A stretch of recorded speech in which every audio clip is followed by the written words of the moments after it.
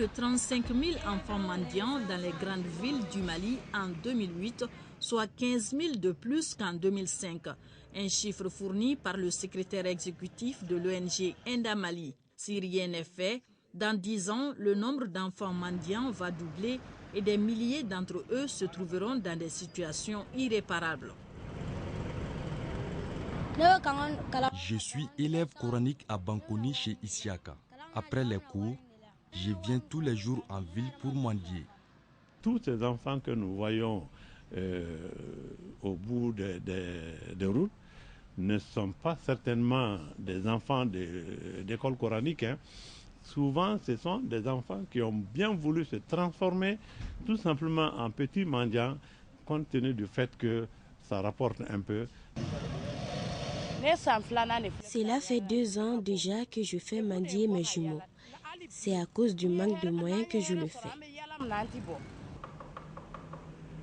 Nous savons très bien que toutes ne sont pas dans cette situation. Elles en font simplement une exploitation des enfants. Souvent, il y a des faux jumeaux. Nous avons des témoignages de gens au niveau des stations d'essence où une mère de jumeaux est venue au bout de 2 semaines échanger 100 000 francs en jetons. Une naissance gémellaire ne veut pas nécessairement dire qu'il faille se promener avec l'enfant dans les rues pour l'utiliser comme un moyen qui peut prévenir des choses que les autres craignent ou qui peut accélérer l'obtention de choses dont les autres rêvent. C'est ce qui se fait aujourd'hui. C'était adapté dans le cadre des villages, ce ne l'est plus dans le cadre de la grande ville. Surtout qu'il y a des cas où les enfants sont de faux jumeaux. Il y a des cas où la personne qui promène ses enfants n'est pas le parent des enfants. La mendicité jadis visait à former et éduquer l'adulte de demain, mais aujourd'hui elle a perdu sa valeur d'antan, ce qui compromet l'avenir des enfants. Ce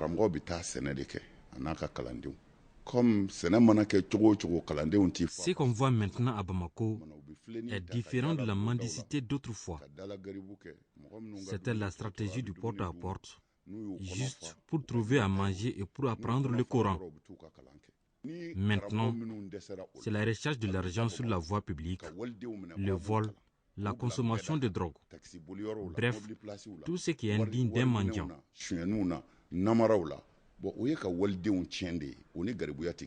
Si nous prenons le cas des talibés, non seulement leur éducation est en cause, ils n'ont plus le temps d'apprendre et ils deviennent des enfants de la rue. Mais en plus de cela, ils finissent généralement dans la délinquance. Pour ce qui est des jumeaux, c'est une perte pour ces enfants-là. Ils ne sont pas éduqués, ils n'ont pas le temps d'aller à l'école, mais surtout ils sont exposés au soleil, qui à long terme peut avoir des problèmes sur leur santé. Pour réduire le phénomène, les autorités du Mali et leurs partenaires ont entrepris des actions diverses et variées. Je crois qu'aujourd'hui, on connaît suffisamment bien le phénomène et on doit pouvoir lutter avec succès contre. La première chose, c'est en essayant de savoir d'où viennent ces enfants, ce qui est fait aujourd'hui. Aujourd'hui, nous savons que si nous voulons fixer les enfants, il faut les rejoindre avant qu'ils ne viennent dans la rue. La deuxième chose, c'est d'impliquer les parents, c'est d'impliquer les maîtres coraniques avec eux d'abord, de voir comment on peut occuper les enfants utilement et comment on peut, à partir de cette occupation-là, aider les maîtres coraniques à assurer une prise en charge normale des enfants. Ce travail aujourd'hui est pratiquement terminé. Nous avons un nombre assez important de maîtres coraniques avec lesquels nous avons parlé, que nous connaissons et qui sont impliqués dans le processus de lutte contre la présence prolongée des enfants et non justifiée des enfants dans les rues. C'est avec eux de voir comment on peut assurer une prise en charge de ces enfants pour ceux dont la présence à Bamako est justifiée. Pour les autres, nous allons mener les actions pour que les enfants retournent et que ce soit là où sont leurs parents, que les besoins que les parents ont d'assurer une éducation religieuse correcte à leurs enfants pourra être satisfait sans qu'il n'y ait un éloignement de l'enfant qui n'est pas absolument nécessaire pour que l'enfant réussisse.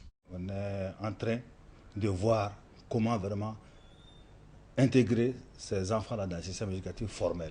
Il y a une commission qui est en train de travailler. On a fait des missions à l'extérieur, voir comment ça marche chez eux. Moi, j'étais au Tchad, voir comment ils ont pris ce phénomène-là en compte. On a été au Sénégal, on a été aux îles Comores, on a été en Indonésie, on a été en Mauritanie, on a été au Niger, voir comment ceux-là se sont pris vraiment pour intégrer, pour diminuer la mendicité dans leur localité. Et jusqu'à la date d'aujourd'hui, on est en train de tout faire pour vraiment ouvrir des centres améliorés. Ce sont les écoles coraniques améliorées pour diminuer vraiment la mendicité. Le Parlement, en termes d'activités menées, c'est d'abord des plaidoyers au niveau des autorités, surtout au niveau des mairies et des ministres en charge de la question. Nous avons eu à initier des actions de plaidoyer à leur égard pour les inciter vraiment à prendre des mesures pour réduire considérablement le taux de mendicité. Et en termes de sensibilisation également, nous avons échangé avec nos camarades qui se trouvent au niveau des rues et essayer de dégager les conséquences de la rue pour les inciter vraiment à quitter les rues et à rejoindre vraiment leurs familles respectives. D'autres actions sont également menées pour réduire la mendicité des élèves coraniques ou talibés.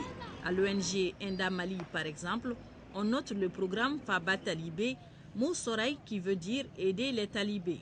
Ce programme de 3 ans concerne les communes urbaines de Kaï, Ségou, Mopti, Gao, Tombouctou et Bamako. Il vise à améliorer la qualité de l'enseignement, celle du contenu des programmes, les conditions d'apprentissage au niveau des écoles coraniques. On a mis en place des écoles coraniques tests qui enseignent le Coran aux enfants, mais en même temps qui enseignent le programme officiel de l'éducation primaire. Et ils sont dans des salles de classe, tout comme les enfants, avec des tables bancs et tout le confort nécessaire. Ce travail est mené en collaboration avec plusieurs acteurs, dont le Haut Conseil islamique et l'Association des maîtres coraniques du district de Bamako. Ce programme touche plus de 300 maîtres coraniques et près de 20 000 élèves coraniques dans le district de Bamako. Certains maîtres coraniques non membres de cette association se disent prêts à y adhérer.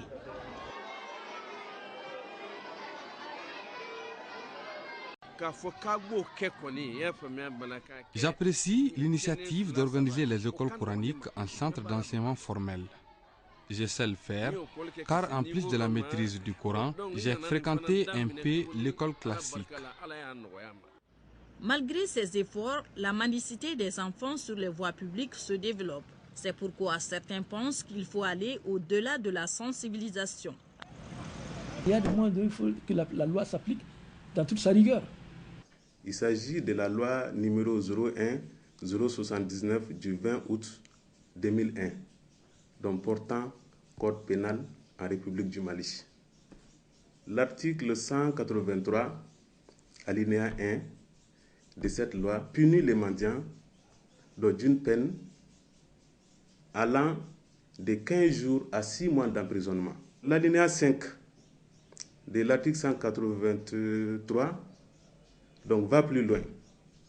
Donc pour dire que les personnes qui incitent les enfants mineurs, les enfants à bas âge, c'est-à-dire les enfants qui sont âgés de moins de 18 ans, donc d'une peine d'emprisonnement allant de 3 mois à 1 an.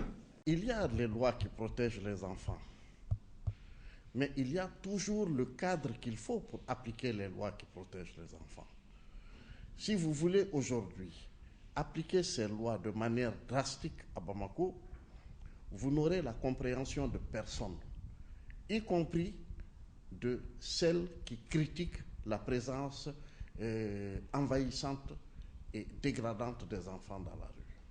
Pour le moment, nous commençons par la persuasion, par l'accompagnement, pour que ce spectacle dégradant quitte nos rues. D'autres propositions sont faites pour réduire de façon considérable la mendicité des enfants sur les voies publiques.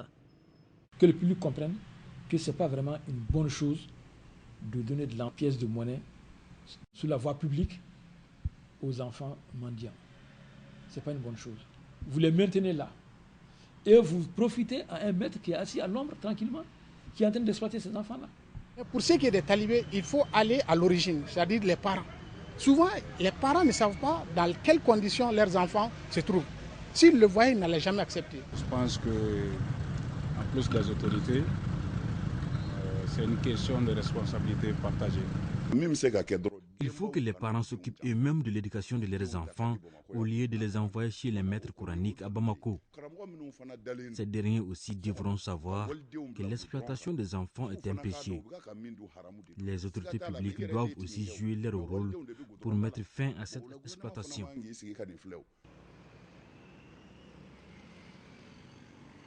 La lutte contre la mendicité des enfants sur les voies publiques, c'est un combat qui se justifie à plus d'un titre.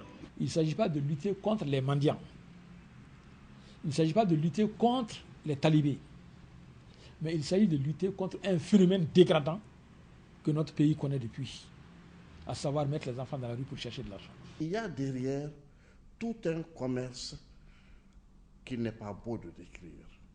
Nous pensons que ça ne peut pas continuer. Ça ne veut pas dire que les enfants, les jumeaux ne doivent pas faire l'objet d'une prise en charge sociale,